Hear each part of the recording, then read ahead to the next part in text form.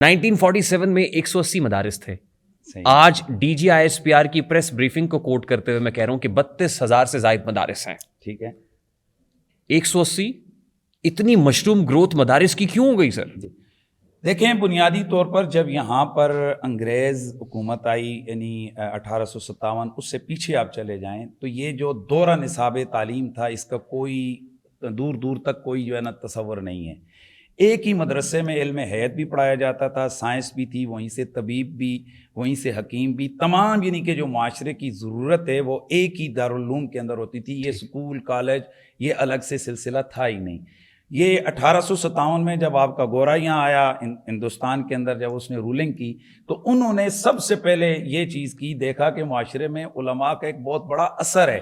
اس اثر کو ختم کرنے کے لیے آپ ذرا پچھلی بندوبستوں میں جائیں تو سب سے پہلے انہوں نے جو علماء تھے, مولوی لفظ انہوں نے اس کو کمیوں کی لسٹ میں لکھا.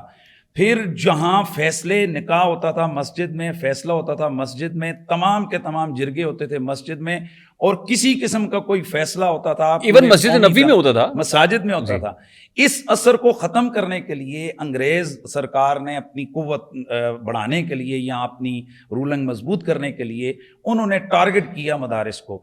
اب جب مدارس کو انہوں نے اس طرح سے معاشرے میں ٹارگٹ کیا کہ قدغن لگایا, اور اس قدغن کی وجہ سے اگر آپ 1947 کو 150 مدارس تھے, تو یہ پاکستان کی برکتیں. اسلامی جمہوریہ پاکستان کیوں بنا تھا, ہمارے کانسٹیٹیوشن میں موجود ہے, ہم اسلامی جمہوریہ پاکستان ہیں. اور قائد اعظم رحمۃ اللہ تعالیٰ علیہ نے یہ جو بنیادی نظریہ پیش کیا تھا اس میں یہی تھا کہ ہم ایک الگ خطہ زمین چاہیے جہاں اپنے دین کی آزادی کے ساتھ پریکٹس کر